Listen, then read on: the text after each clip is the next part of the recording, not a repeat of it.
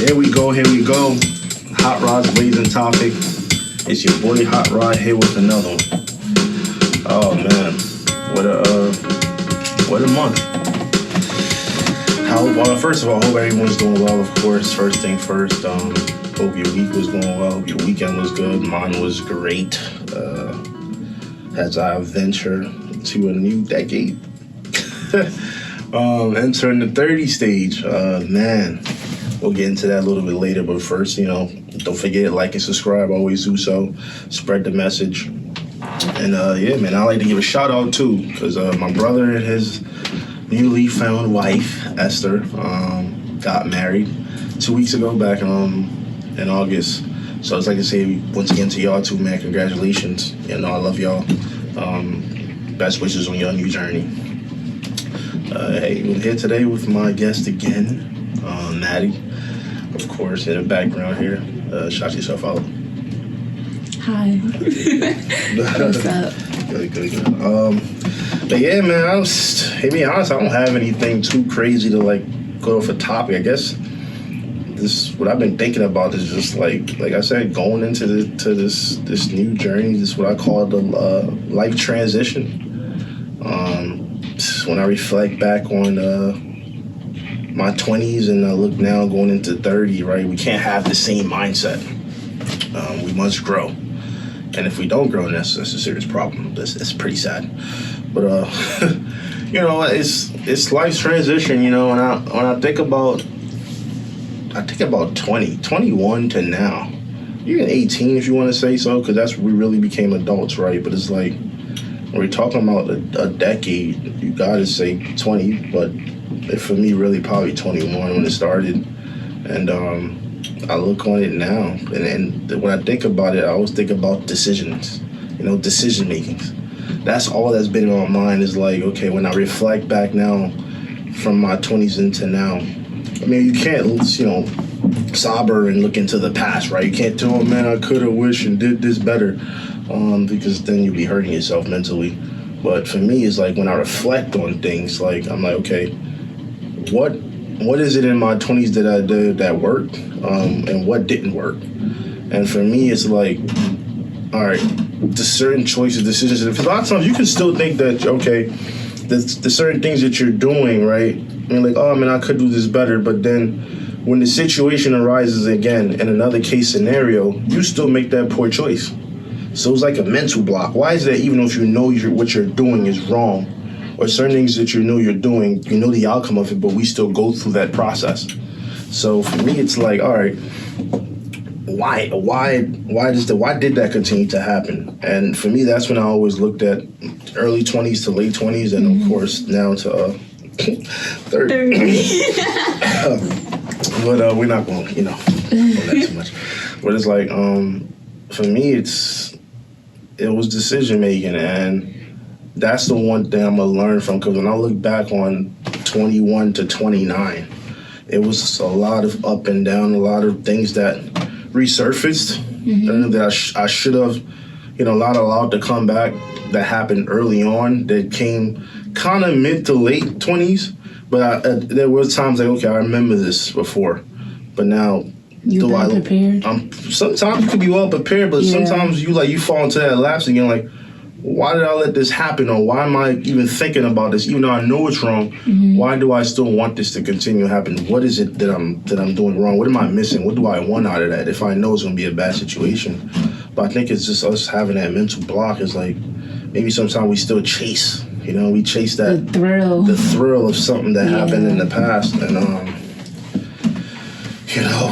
I think about that, and even with school, that was a huge thing for me. Looking back on it now, it was like it was always up and down, start, go, start, stop, start, go, start, stop, and then finally you make that decision. Like, okay, later on, you realize the trend. What can I change to make it stop happening? Like the same thing repeat over and over and over.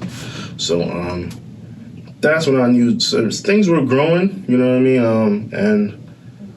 And I'm like, man, I'm proud of myself. I can say that a lot of things happened early on in my life, in my 20s, the early 20s, that I can say that now when I think about it, I learned a lot from it.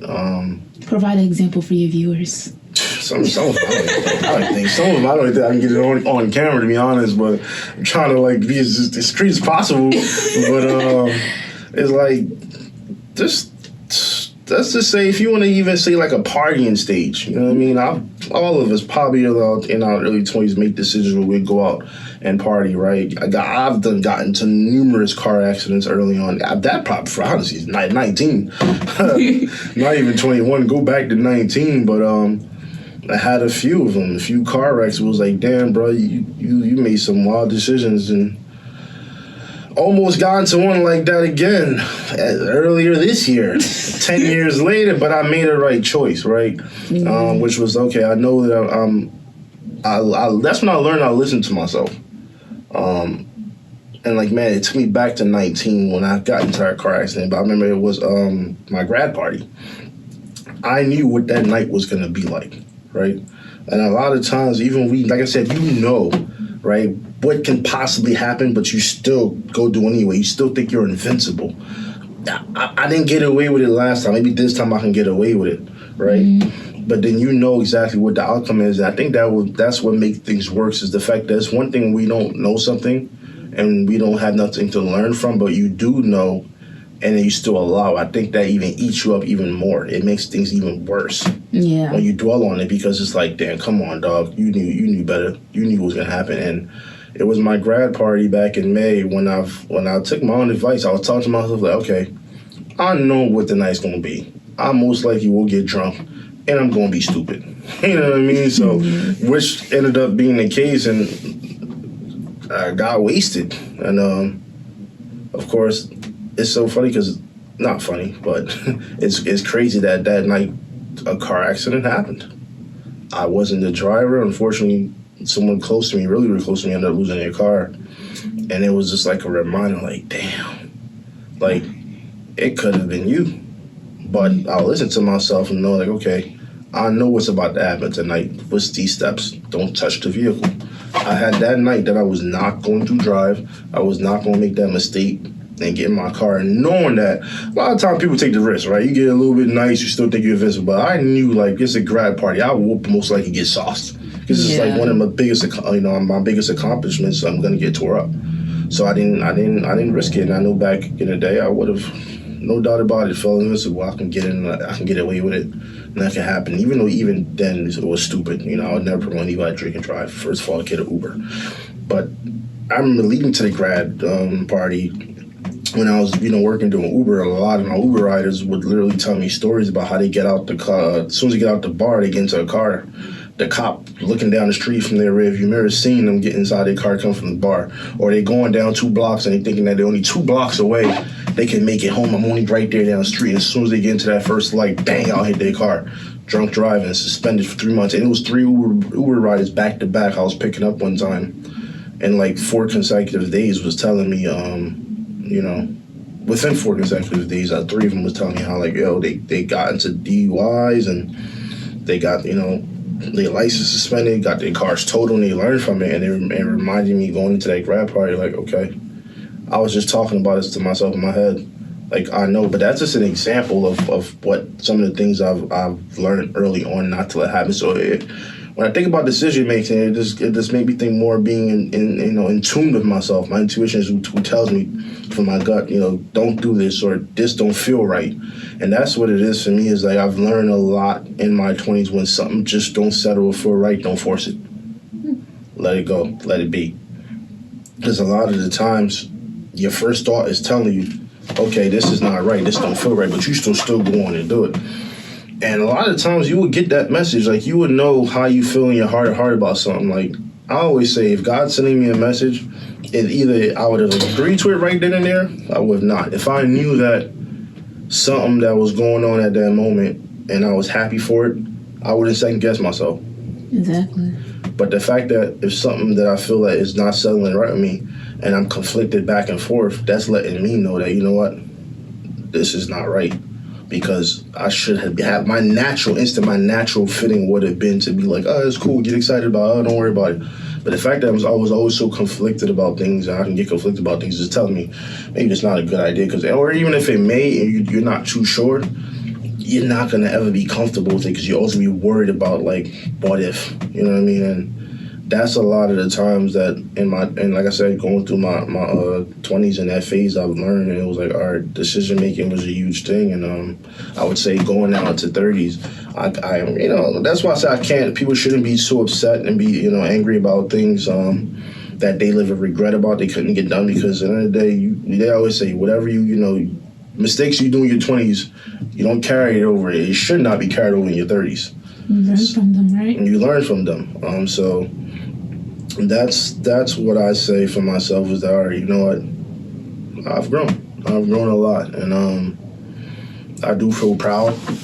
I will always urge anybody out there who's not too sure, you know, what their 20s is going to be like. I would just say live in the moment.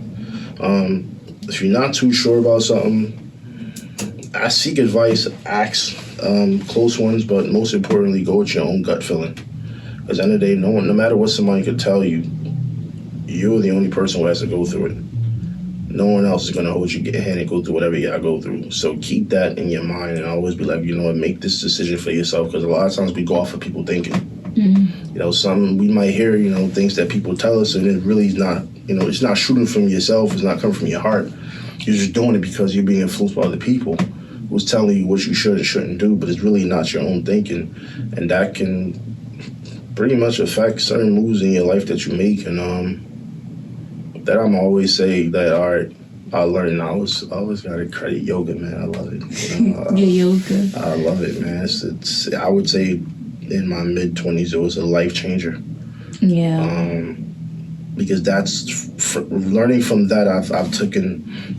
When I started doing it, I took a lot of, you know, not to go too much into it, of course, because y'all know my history well, in previous episodes, but I felt like if to me that helped moving forward in my later stage, in the latter part of my 20s, to make better decisions, not poor choices. I mean, in the beginning you said you don't like try to live in regret, but if there's something you could do differently or have done differently or could have done differently in your 20s, what would have been? What something I could have done differently in my 20s, what could have been? Use my timing. Use timing better. Not do things that don't feed your soul. Not things that can't help progress in life, to become a better individual, just overall human being. But I would say timing, because time you can't get back, right? There's only 24 hours in a day. 8 hours you sleep, 8 hours you work. 4 hours you got to cook, 2 hours to yourself. Monday through Friday, of course. At least I'm thinking that way. But it's me, is like, if certain things I could have prevented, it would have been not being influenced by others. And I'm not saying all of it is based off on the people, but I would say a lot of times we all fall for peer pressure. You know what I mean? We go and do things that we really don't want to do a lot of times, but because we feel we're obligated to, because especially when we talk about friendships with people, you feel like you gotta, or you feel like you owe them. You owe it to that person to do something, even if you know your heart ain't sizzling into it. So I would say timing, man, because I feel like with a lot of time I wasted, I could have gotten a lot of things maybe done, and I hate going down that road. That's like regret. Once again, it's things it's reflecting. It is reflecting, but it starts to feel like regret. You know what I mean? And that's like, I don't like making excuses for myself.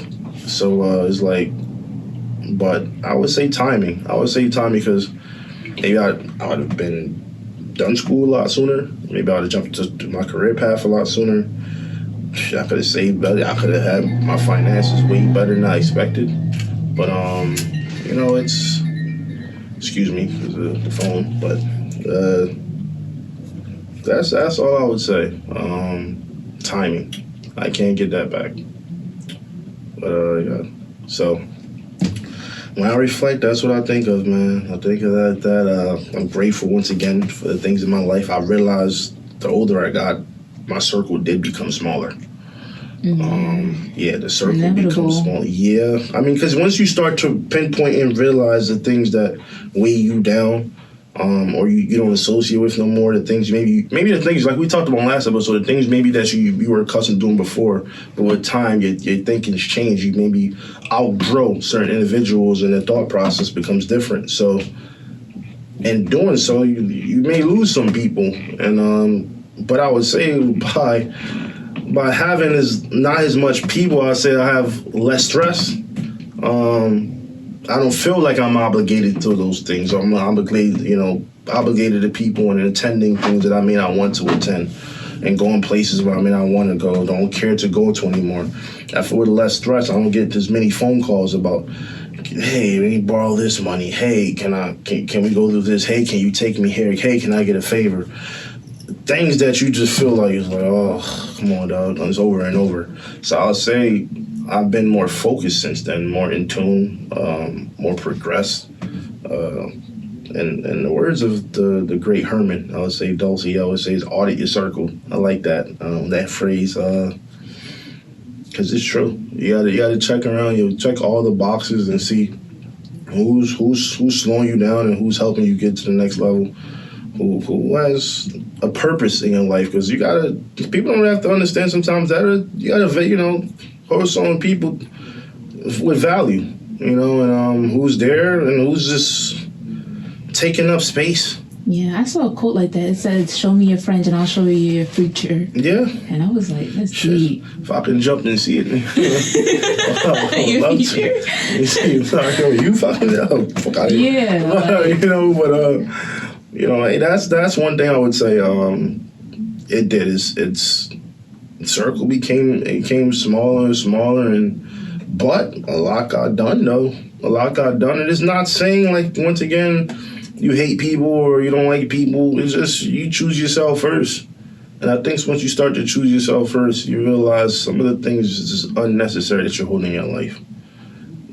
People, places, things, whatever. And that's just where it's at. So, yeah. What is 5 advice you would give people currently in their 20s? 5 advice I would give people in their 20s. I don't know if I can give 5 advice. Let me see. If I had to give some people advice, choose you. That's first and foremost. Go with your gut feeling. Something's just like I said. Something's a sizzle in your spirit. Don't go with it. Just make that decision based off how you feel, how you react to things, overall your body feels and things. Always plan for the future. Don't think too deep, because then you could put yourself mentally in a hole. A lot of the times, I'm a Virgo. Okay, we anxiety ridden. We're so driven on success, and a lot of times can be overachievers, that when we don't get things right away, we get into our own head. Because we have a lot of high expectations, right, about ourselves. And that's the problem with me, is that I expect things at a certain time, because I've always been accustomed to things going my way. That the minute something don't go my way, I ask myself a lot of questions, like what the hell, why, what's going on? And that could lead you to a slump, a bit of some depression. I felt that before. So that's 3. Audit your circle. Seriously, that's a huge thing. I know it's like I said, shout out to Herman again. When you see that's a powerful statement. Like I like his logo too. He really has a circle that's an audience circle. It's like, damn, keep it within that space and outside that line, eliminate it. But really check your peoples, man. See who serves a purpose. You gotta look at that. It's not like you diminishing or devaluing somebody. It may seem that way in their minds, but you're doing what's best for you. If something is not holding you value, or something is just constantly bringing you down, and there's no growth out of that relationship, why hold on to it? It's not serving you good. So I would say really, check the people that's in your surroundings. Like sometimes too, people can really, because they might be in a slump, or they might not like certain things that you're doing. They got jealous people that be jealous of things you're doing. Or because someone may not see they can't do something and they will never see them doing it, therefore they weigh down on you too. Oh, wow, you can't do that. Because you may feel that way, you can't, don't mean I can't. So they constantly poke you and try to bring you down. That's not healthy. It's not a healthy relationship. Get rid of that. And 5, man, always be vocal. No matter what anybody think. I was always told I can be harsh with some of the things I say because it's not everybody can take it. But I'm not gonna stop being who I am.